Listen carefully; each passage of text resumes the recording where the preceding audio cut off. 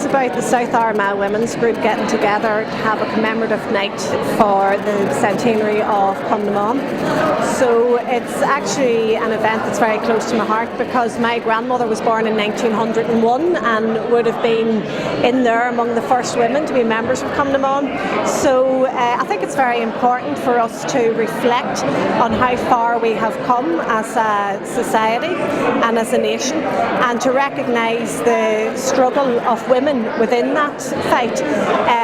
Now, we're in here in Tí Chulainn, in the heart of South Armagh, which of course is one of the most beautiful places in the 32 counties. And the women's group are very honoured and privileged to have the son of Máire Drumm, our Vice President of Sinn Féin, who was murdered. And he is going to be making a speech telling us about his mother and, you know, how she paid the ultimate price for her beliefs. And on the other hand, we have our current Vice President of Sinn Féin, you know, Máire Drumm, who everybody knows. So it's basically a meeting between the past, present, and we also are going to have some fine young women MLAs and councillors here that are the future of Sinn Féin and the face of women in politics in Ireland, you know, so it's all good, all very exciting. Women of Ireland, your glory's in the shade, your dreams they have gone and decayed, the deeds you have done, they all went unsung, by no border, no one.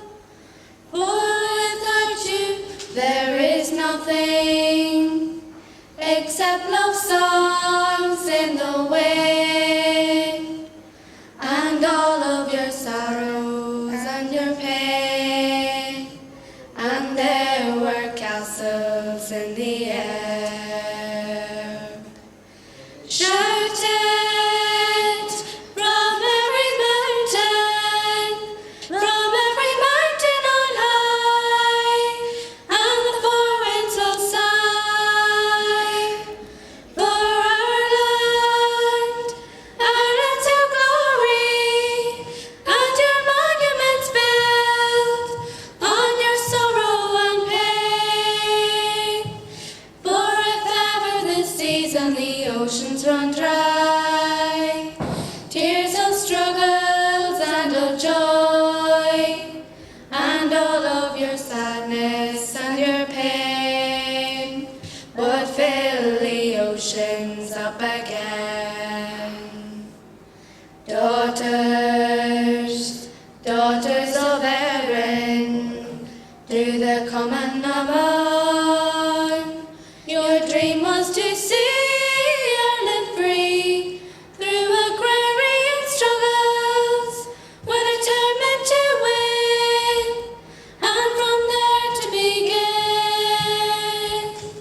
There you were dressed for rebellion, but your beauty could not hide your sorrow and suffering and despair, and there were castles in the air. Shout it from every mountain on high, and the four winds will sigh for Ireland, Ireland's your glory, and your monuments built on your sorrow and pain.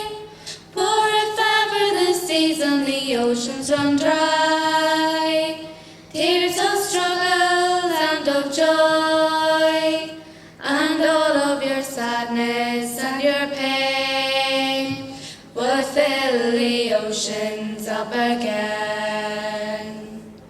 Women, women of courage, you suffered in your silence, you kept Ireland's spirit alive, you were imprisoned, your people enchained, but we never gave in troubled days of old Ireland.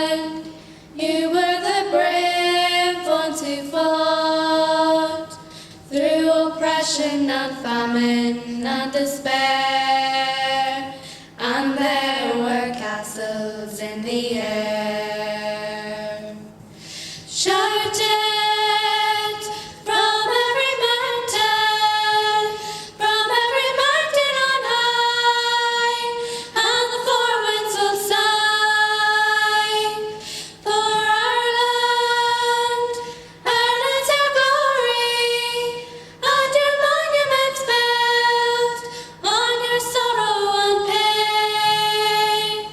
For if ever the seas and the oceans run dry, tears of struggles and of joy. When the prisoners take whatever stand they take, whatever the Provisional Republican prisoners stand, we will stand firmly behind them, and whatever they expect us to do, we will do it wholeheartedly, because it was the Provisionals who got political status for everybody, and they are the people who will hold on to it. The late Jimmy Steele went on strip strikes, wore no clothes rather than wear prison garb.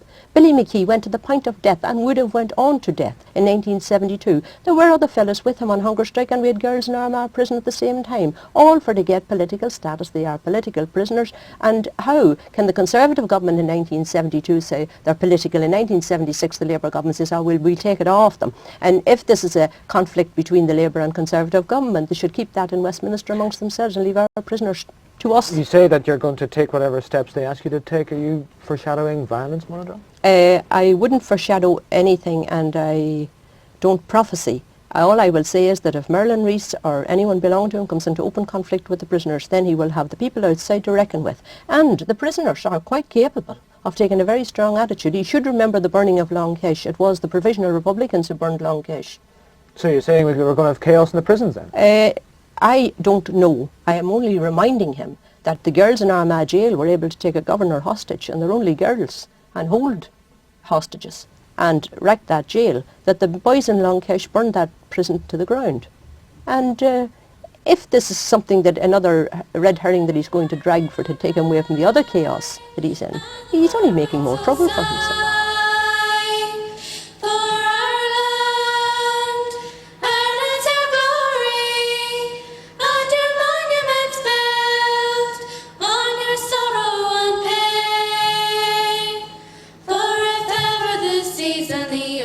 Run dry, tears of struggles and of joy, and all of your sadness and your pain would fill the oceans up again.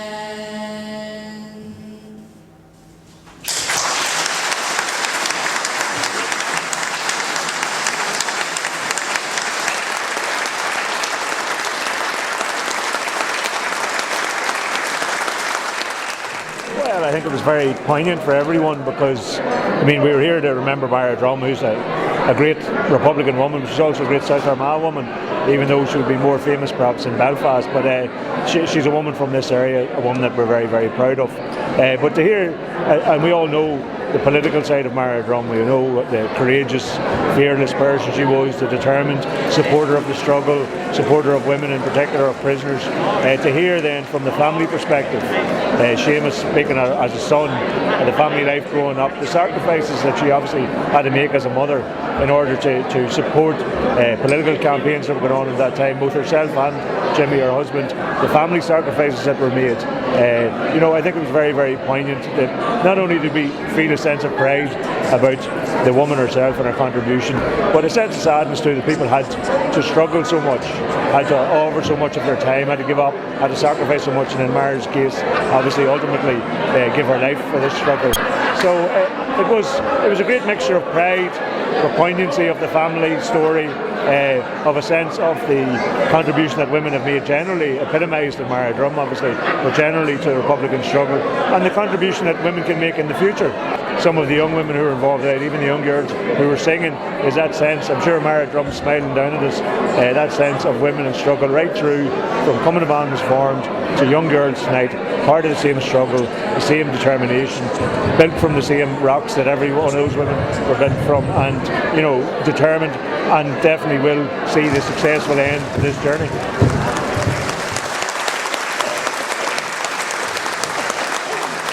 Last Uachtar and Máire Lou McDonald. I guess it's nights like that that make that title even more significant.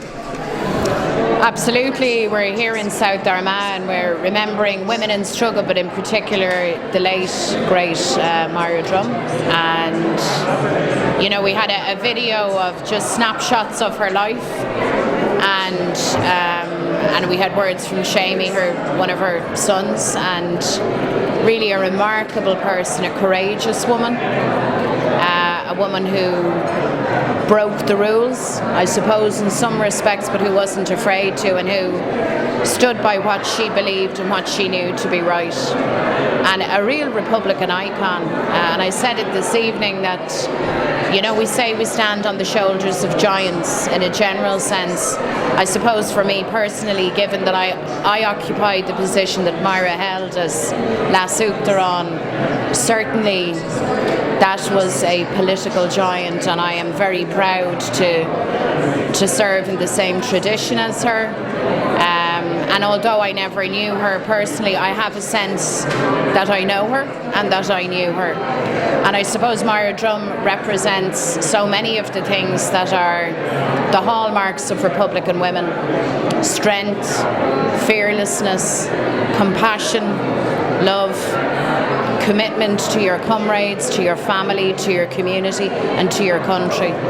So we're very proud here this evening, and it's been just a fantastic tribute to her, but also by extension in this year, in the centenary year of Cumann Na, to those volunteers and to every generation of women who have served, who have struggled, who have dreamed, who have died, but all in a common cause. And we are one family.